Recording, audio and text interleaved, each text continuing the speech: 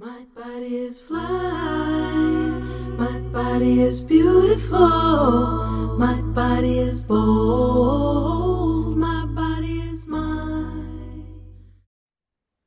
Welcome, everybody, to a very new series with the Fellowship of the Golden Age.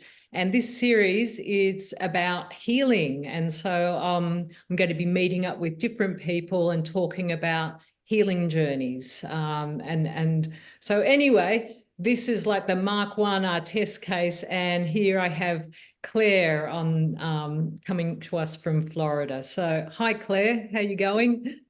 Hey, how are you?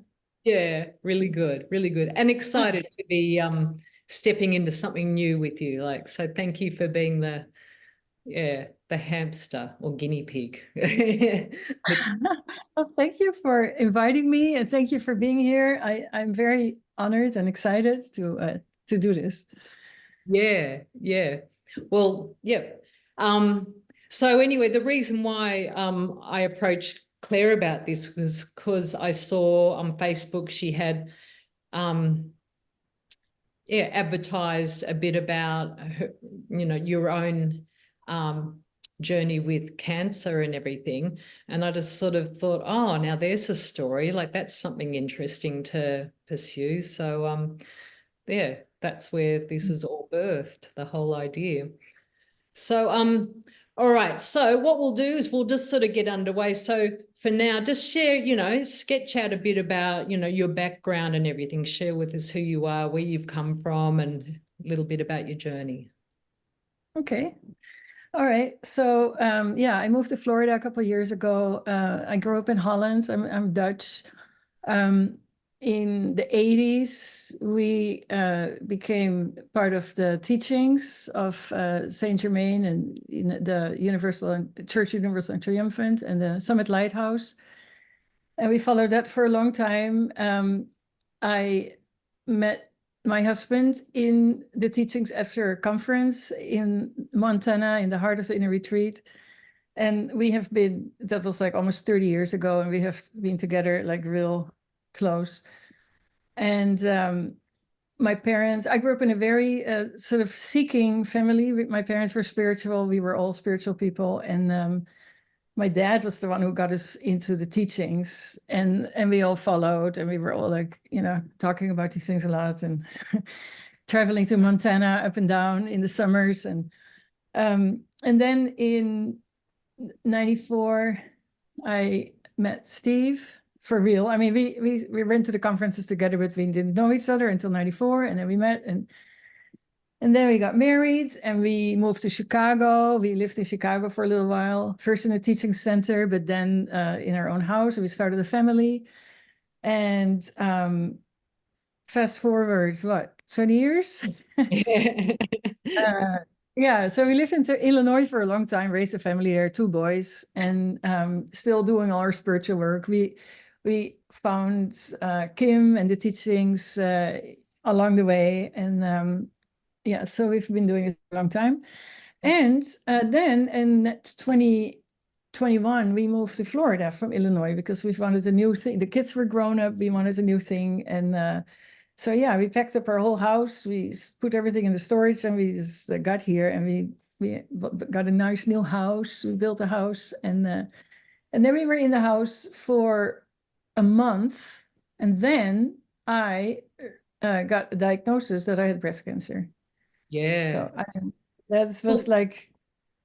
So can you flow on from here and just tell us about, maybe just tell a bit about, like, I'm curious about, was there any sort of signs beforehand that led you to go and pursue this diagnosis, or what preceded, and go on to tell us a bit about your journey from that point.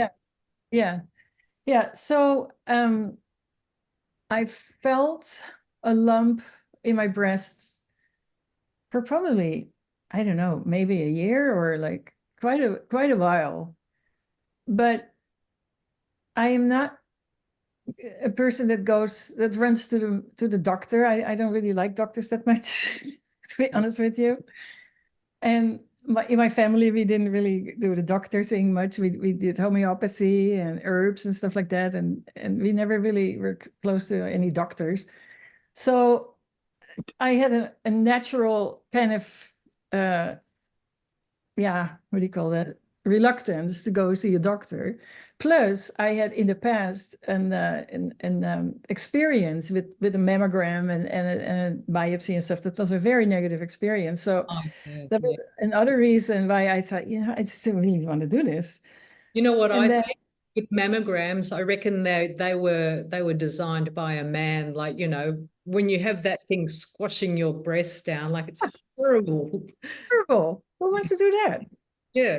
Plus, I thought that is only to keep the whole cancer industry alive. The people have to do these mammograms, and then they see something minuscule on the mammogram, and then, oh my gosh, no, you have to do this other biopsy and stuff, and all this hype and all this drama. And in the end, I mean, that happened to me too. And in the end, it was nothing. And I thought, why is everybody so worked up about this? So I didn't really want to do that experience again, because I felt it is so mainstream. And then also there was this whole thing with the COVID that came through, and then going to the hospital or to any doctor was even harder to do, because then you had to do these tests, or they put all kind of more barriers on it to just go see a doctor. So I just really felt like I don't want to do this. But then of course these things don't go away by themselves, really. But I felt like it was just not the time. But then at a certain point, my sister-in-law went through breast cancer almost at the same time as I did. A little early. She had it a little earlier, and we were talking a lot with each other. She was in France, I was here, and I still felt like, I need to find the right person to even go to get a mammogram or to get it tested. And then when I was talking to her, during that same time, I saw an ad on Facebook for a traveling ultrasound. Yes. So they come to places, and then they stay there for a couple of weeks, and then you book an appointment, and that's how they take an ultrasound. And now that was something I thought that I can do. I feel okay with that, because that's not so intrusive, right? So I did that, and of course at that time, the outcome was, you have to go get it tested because it's a huge lump. And I said, okay, we're going to do this now. So then we went through all the testing. That was, I think, in December or something. And then we went through a whole bunch of testing. And then in May I had the diagnosis. So I went to mammogram, biopsy, more mammogram, more all kind of stuff. They take you to town. And then in May, I finally got this diagnosis on the day today, a year ago today, exactly. So pretty significant, pretty symbolic, isn't it? Like, it is actually amazing that I'm sitting here with you talking one year later. 1 year ago. Exactly a year later. Yeah. I'm sitting in the same spot as where I heard the diagnosis. Yeah. And what was it like in that moment when you, when you received that news, Well, you know what? I was already anticipating it so much. I mean, I had done a lot of decree work and meditation already, and preparation work, spiritual preparation. So I was going to this healing center where they, this like scalar wave where you sit there and you just sit in this light and you just meditate and you let the healing happen over your body. I went a lot of, I did there. Can you I went tell there a a little lot of bit time. more about that one, the scalar wave? Like what's... Yeah, it's called EES. And it's a center where they have these screens that emit light. The system is designed by or developed by Dr. Sandra Michaels. Her name is Michaels, Sandra Michaels. And and so there's these screens that have that show the vibration of of cosmic light. It's like, I don't know how to say it, light that comes via these rays, via these vibrations, and it fills up the whole room. It creates this force field that you sit in. It feels like you're sitting in a temple of light, or you feel really close to to beings, to the masters, to angels. You just feel that you're connected to everything, and it's just a beautiful experience. And I could send you a link that you could put on the bottom if you want to, if people are interested, because it's really, I highly recommend. And there's centers like that all over the world, but we found one not too far from us in Sarasota. And so we did that. And I also went to a lady that is like a therapist, like a spiritual therapist, to find out what I could learn from this, because I knew there was something going on. And I also wanted to know, is this cancer? What's the cause? And I just wanted to know more in-depth psychological reasons why this was happening. Almost like in anticipation, and so that was very revealing, because I got something like, my higher self said, I took it on, and I didn't know exactly why, but I did hear that real clear. I took it on. Yeah. So I thought, okay, so that was already in my mind. I knew that there was something there, right, that I had chosen to do. And then when the diagnosis came, I was still, I mean, of course, it's shocking, because you hear, now this is the serious, and now there is no, even though we already knew, but still, this is the moment that you have to really seriously do something about it. Yeah. And you can no longer sit there and think it's just going away by itself, because it's not. Just a question, because I've been through things too, but I remember sort of like at that point, at about diagnosis point, and then the immediate appointments with different specialists afterwards, I remember sort of just feeling very overwhelmed with, the things they were telling me, like, because, I had 1,000,001 questions, but I felt like I couldn't ask the questions. And it wasn't until it took time for me to gradually decide, no, I'm going to write down my questions before I go in there, and I'm going to ask them to repeat things if I don't understand. But at first, like, did you find that too, that it was all just... Well, it was a little different for me, because I had from the moment, I mean, I already knew in my heart, I don't want to do chemotherapy or radiation. I just don't want to do it. I do not want to go that route.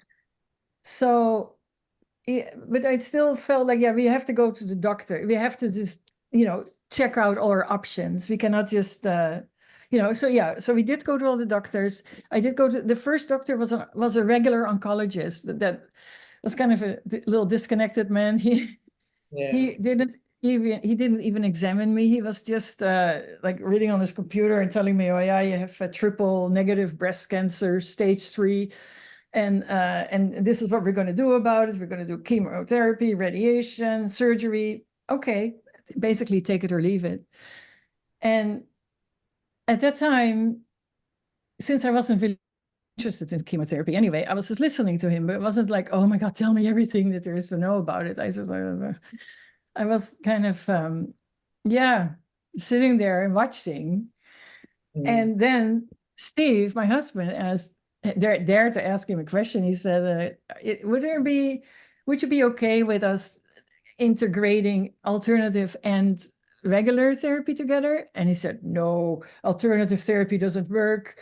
Everybody that does that comes back to me and wants to do the regular standard of care method after. So it was just really, it didn't feel right for me. And not only the doctor was like that, I mean, that whole experience, but also the whole clinic was very crowded, and there was a lot of despair and fear, and it felt like the whole focus was on death and on disconnectedness, and people were sitting there, and I felt I just wanted to hug them or whatever, and say, you guys, it's okay. But I don't know, it felt like they had given their power away to the doctor, and I just didn't want to do that. I said, no, I cannot do that.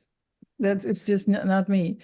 And not that I want to be recalcitrant, but it just didn't feel right, because I know about the masters, and I know about what God can do, and I want to integrate that in my healing, my treatment.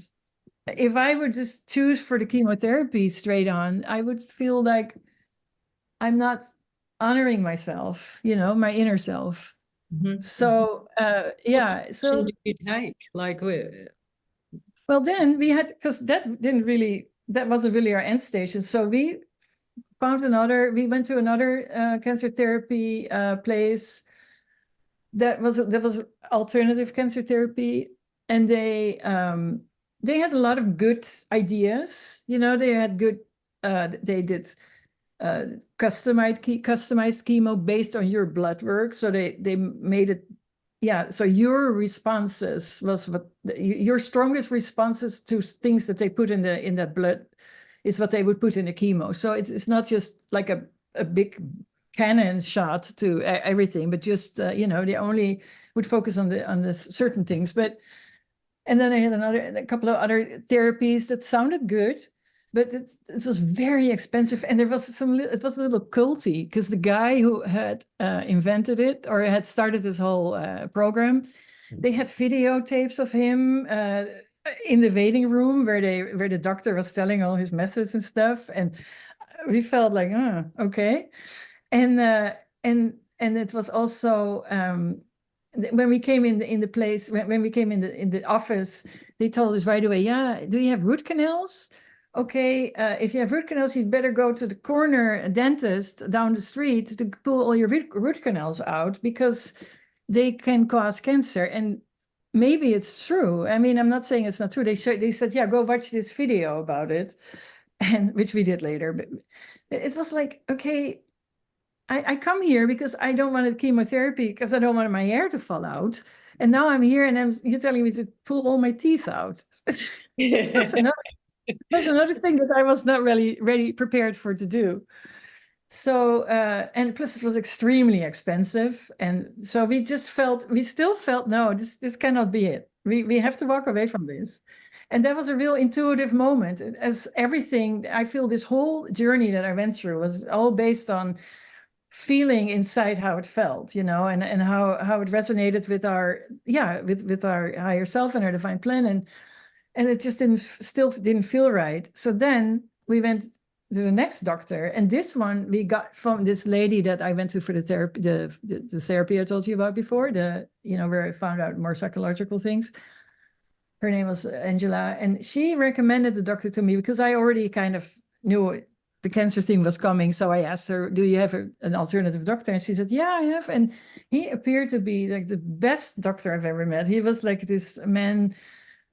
He appeared to be an Chinese Oriental doctor. So he wasn't from China, but his method was very much into the balance, finding the balance of the entire body, looking at the meridians, looking at causes of things, not just the result and the outcome and the symptoms, but he was really going for the what is underlying root causes here. Yeah. And like the flow, like it's is a flow, like that's yeah. And he was also, I could just feel he was connected to his intuition, and he honored my intuition. So it was like, it felt like a mastermind alliance, where people just are together and they get inspired to do whatever it is that needs to be done. And he asked me like 10,000 questions. He sent me this huge questionnaire, not just like a couple pages with, what is your symptom, what the normal doctors do. He asked me like everything about my family history, not just my family disease history, but all the stuff. What's your relationship with your brother and your sister and your mother and your father? And do you have trauma? And do you have, he went all into that direction. And then he asked me all about my nutrition and my diet and my sleep and my emotion. And I was just really amazed by this guy. And that was his first questionnaire. And then we were on a Zoom call for an hour where he went over all the answers that I had given him, which is like the time, he really took his time. And then I went there in person, and then he did a full exam. He checked me. He checked all my strengths in my body and my weaknesses, and he did muscle testing. Where you know what muscle testing is. I hope people know. And so he did that, and he checked my balance, how I stood on my feet. If I had weaknesses, and it was just amazing. And yeah, and then we started working on results. No, not results, on building up my body. Instead of the chemo doctor who said, yeah, we're going to give you chemo, which is basically taking your body further down, or, like weakening it and putting a bunch of poison in there. He was like, no, we're going to strengthen your immune system. We're going to detox you. We're going to strengthen your cells, strengthen your entire body, restore your balance. And that way you can just work from within. Yes. So yeah, and I was so happy that he was like going in that direction. It felt connection to where I would have gone myself, it was just, yes, I get the word, like, it's empowering, like, it's putting the power with you to heal, like your body has that ability and you have that ability. Exactly. Your body has the ability, and as long as you give the body the right tools and the right circumstances, it can do its thing. You don't have to smash it over the head. What? And up here too, that knowledge that, I can do this intuitively. Exactly. I really know somehow. And that's, no, absolutely, 100%. And that's also what the same experience was in that healing center, the EES center, where it's also about your body knows how to heal itself. So if you sit there in the light, the cells know what to do. They regenerate, Yeah. So it's the same principle. And what I really liked about this doctor was also that he wasn't just going on the physical, honing in on the tumor. No, I wasn't Mrs. Tumor walking in the door. I was Claire, I was there, full person.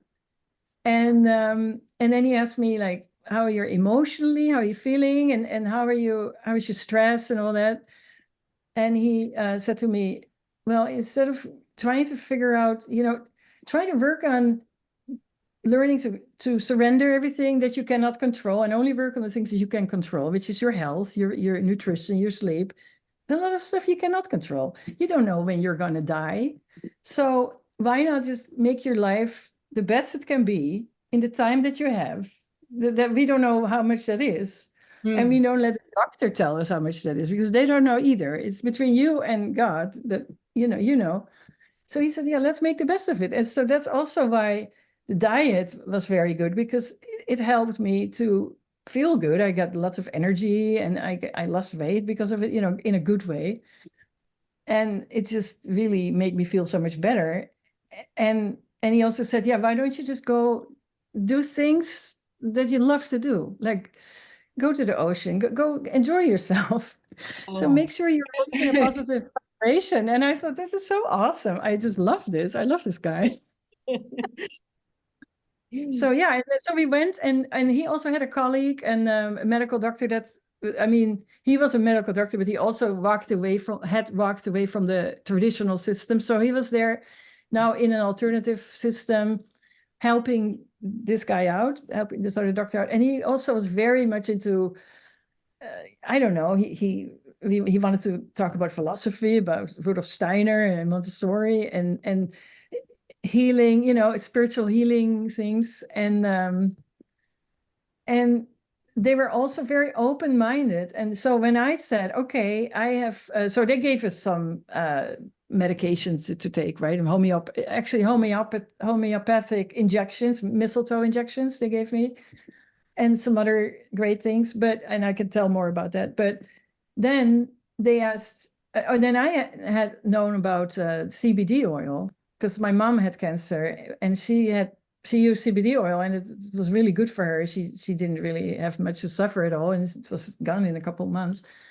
So I asked them, is it okay for me to do that? And they said, yeah, sure. And let's muscle test you. So they, instead of saying, no, we cannot do any of that, they just said, no, you feel that is good for you. So let's just embrace that. Yep. And so they did that. And then also I had, what is it called? Antiparasitic drugs that are also, because recently there's a lot of information on those that also are ivermectin and fenbendazole that are good, that could help. I'm not saying I'm a medical specialist or anything, but there are a lot of research stories right now that say that these things can help with cancer. So I asked that too, and the same thing. They muscle tested me and it said, yeah, your body likes that. So go ahead. Parasites out of the body, is that what you're talking about? Yeah, parasites are in your, everybody has parasites in the body. I know I've done a lot of work on it too, and I discovered like there's very natural alternatives, which is turpentine oil, and apparently it comes down through generations of women, like, you know, the grandmother's remedies, and I think it goes back to like the times of when the African American people were enslaved, and they would give the children the turpentine oil on a thing of a sugar cube and down the hatch, and that would just get rid of the parasites. And I've done it, and I kid you not, turpentine oil is like I'm sure it's strong. Oh my gosh, yeah. So there's a lot of things you can do to eliminate the parasites inside of you, and so they say that sometimes parasites mask. So it is actually parasites, but it looks, if you do research, it looks like cancer, but it is actually a tumor. The body has made a tumor around the parasite. So you know what I mean? So there's a connection there. So I thought, hey, it doesn't hurt. I'm just gonna say, and yeah, it was fine. And so we did that. We basically threw the whole kitchen sink on this. Oh yeah, and then we also did a lot of detoxing. And I don't know if you've ever heard of chaparral tea.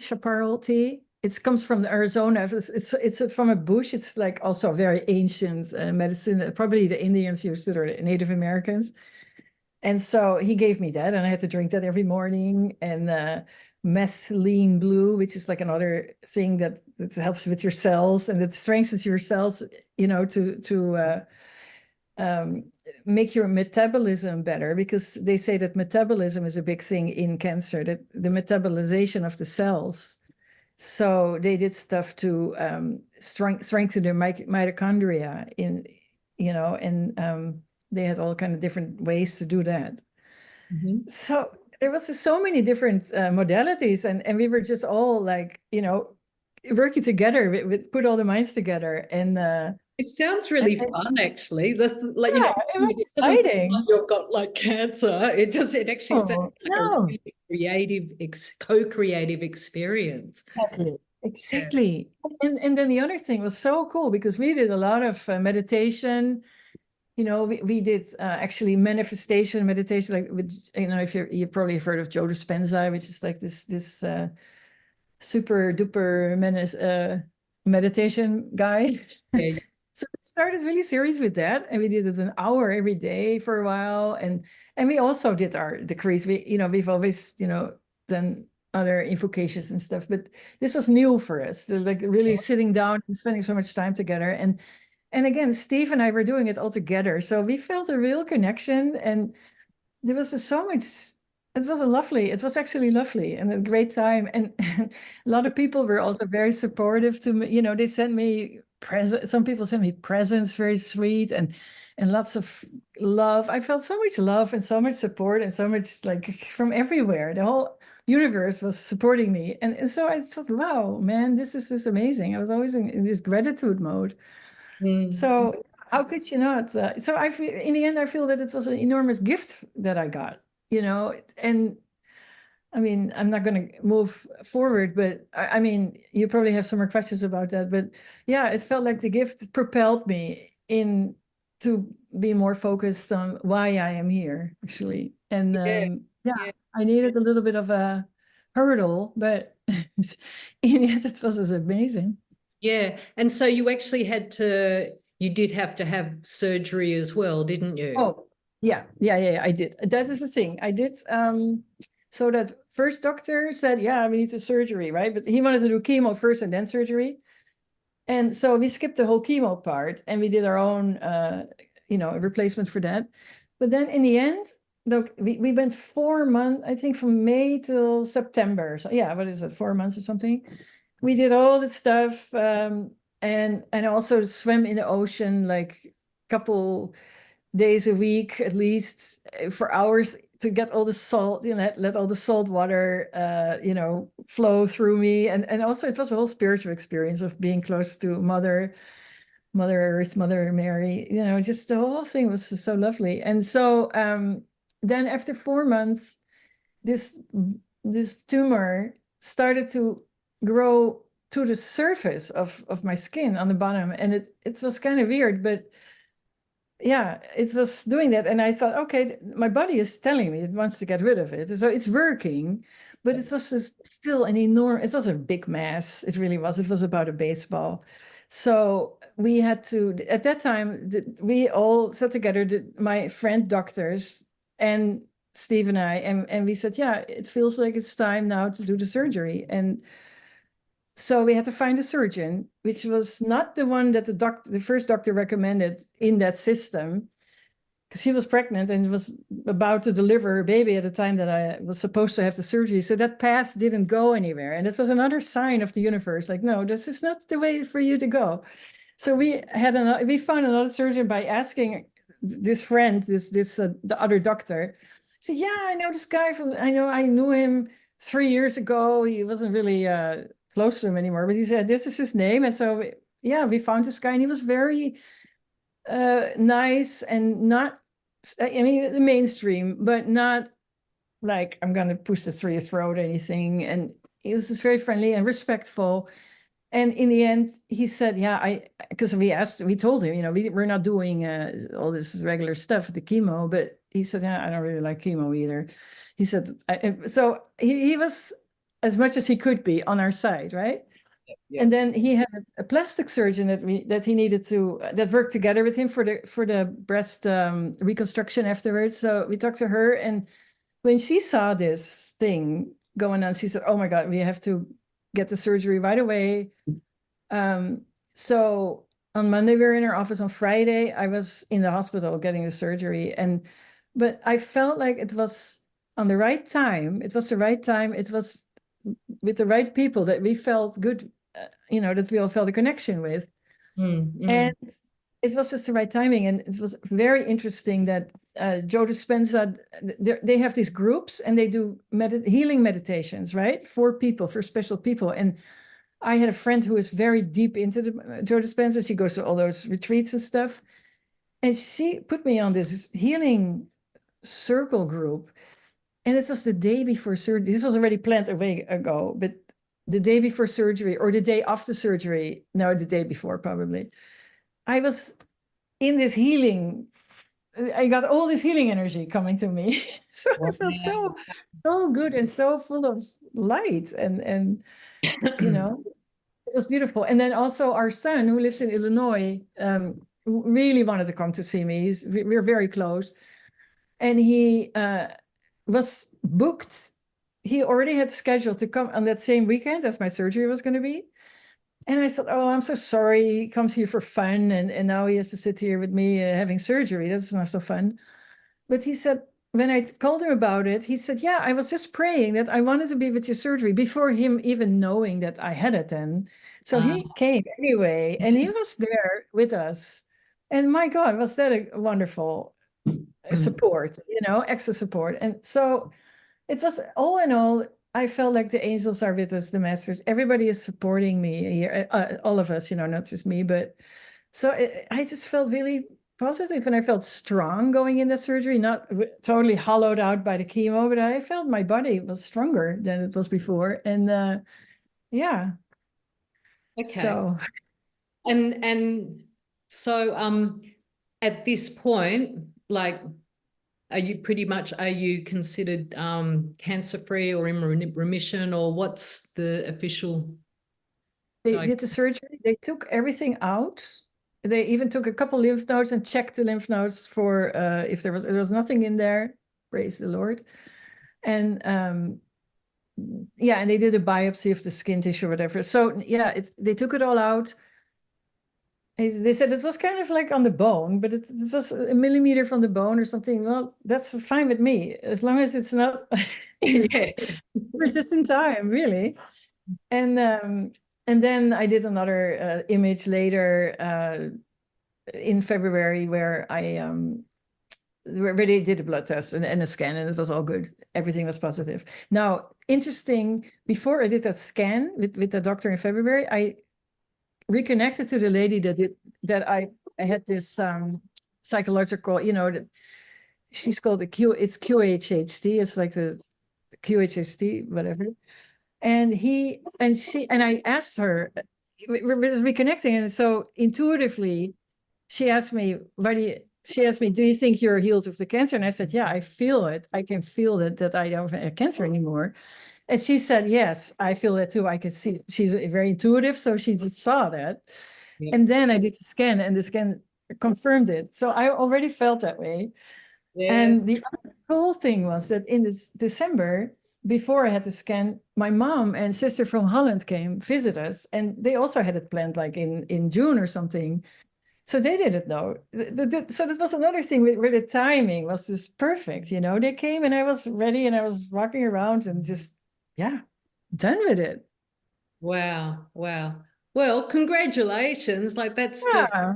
just an amazing story and like, yeah, just a journey of, I think what's unique about it is how, the whole time, like you were very true to your intuition, like you weren't sort of refusing any options, but, you had to find your journey. And Yeah. so there's just sort of one last question I wanted to ask about is, what are have you looked into the metaphysical aspects of what breast cancer represents, and what yeah, how does that relate to you, the metaphysical side of it? Yeah.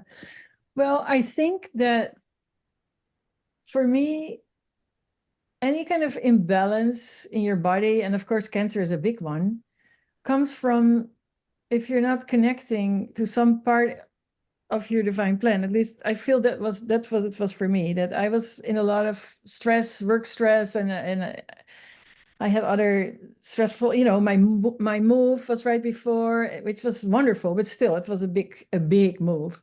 And then we had Hurricane Ian that came over, category 5 hurricane that knocked off all our stuff that we had in storage. And there was a lot of and the work stress was I did work that I did not like. I mean, it paid the bills, but that was it. It wasn't like I didn't have any passion for it. So I was doing I was not really, I was kind of resisting that situation, but I wasn't really accepting, trying to raise above it and accept it. It was more like, okay, I don't like this. And I think that had caused some of the cancer to fester in me because I wasn't like fulfilling what I came here to do. But then on the other hand, though, I think cancer was part of why I came here. And I had to go through the cancer because I had to learn to completely trust my intuition and my inner voice and connect to my higher self. And so instead of, I mean, cancer was like, it gave me more grounding to actually go through this whole process and be humble about it. I could not just, you cannot just, you have to take some steps. You cannot just say, yeah, this is nothing. It is serious. So you have Like to. the femininity, the woman side of it too. Like, I mean, not that breast cancer is solely limited to women only, but it's specific, it is Yeah, yeah.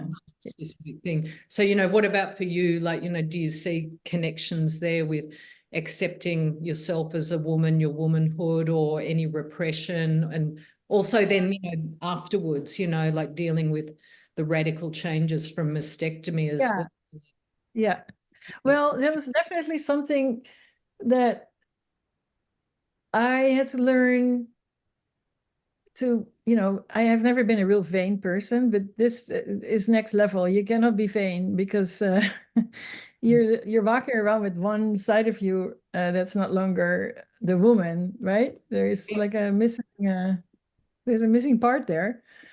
And first I was going to do reconstruction and all that, but I said, you know what? No, I'm just who I am. I am in myself. I mean, um, I am more than just my body and my little missing breast. Okay, yeah, it's sometimes hard because you have to deal with filling it up with something so it looks for the outside world. You want to walk around, and sometimes people feel like, oh my god. So yeah, there's definitely that part, but for myself, I feel like Steve is such a sweetheart and he accepts me for who I am, and so do I. And so I just don't know. I don't feel I have peace with it. I'm totally at peace with it. By the grace of God, by the grace of God, really. Yeah. Yeah. Yeah. Yeah. And I feel right now I just want to help other people. I want to encourage people to trust themselves and to trust their inner voice, and not be in fear or get sucked into the drama, because there's a lot of drama around it and people are afraid, which I understand, right? But if you zoom out a little bit, you think, why are people afraid? What are they really afraid of? And how can I help people to maybe not be afraid, or at least overcome that, and connect more with their real purpose and who they really are. Yeah, like to not do what you think you should do. Yeah, exactly. Yeah. I watched my mother suffer so much because she was dying anyway. She was going to die, but she still went for the chemotherapy, and it just made everything worse. Like it was First, yeah, exactly. she thought she should do it. It's Well, and I have to say, everybody has their own free will, and not. I don't think everybody can do, because I was lucky that there's no luck. I don't believe in luck, but I was fortunate that we did have some extra money in the bank that we could use, because I cannot tell, these therapies are all very expensive. And I mean, not that regular therapies are cheap, because they always charge a lot of money afterwards, but alternative therapies are expensive. So yeah, somehow we had, that's another timing thing, because we just moved, so we had this extra money there sitting, and so yeah. What was it? I lost my train of thought. Yeah. Well, just that you were fortunate in Oh yeah. That not everybody can do what I did. I totally acknowledge that. And some people have to learn different things. I had to learn to not do that and listen and be strong enough to say no to it, because I know that in a past life I had this experience where these doctors were doing all the stuff on me, and I couldn't do anything about it. I was like, I really was like, yeah, I had no choice. At least at that time I thought so. So in this life I need to take command and empower myself and say, no, thank you guys, hey, all good, but I'm not going to do this, but you're going to, I'm standing up to it. So that was my lesson. That other people maybe have to go learn something totally different from it, or they have to go through that whole experience with the chemo. And I don't know, I cannot judge other people, and I don't want to, but I do think that there are different ways to deal with this, and chemo or running to the first doctor that you find is not the only way. That's all I'm saying. There are more ways. Yeah, exactly. Well, we're gonna wrap it up here, but thank you so much, Claire. I'm really happy with listening to your story and how this is all being shared, and yeah, I felt like that went really well, and it's interesting too. Like I find it fascinating, these healing stories. So thank you so much for being here, and yeah, it's been a success.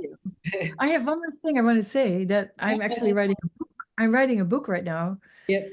And it's not published, and I have no name. But stay tuned, because I'm writing something about this that maybe could also help or inspire other people. Oh yeah, I know this is only the beginning. There'll be more. I'm so excited. Yeah, thank you for the opportunity. Yeah, my pleasure. My pleasure. Okay, so I'll see you later, and goodbye, viewers. Thank you so much. Yeah, goodbye. Thank you. Take care.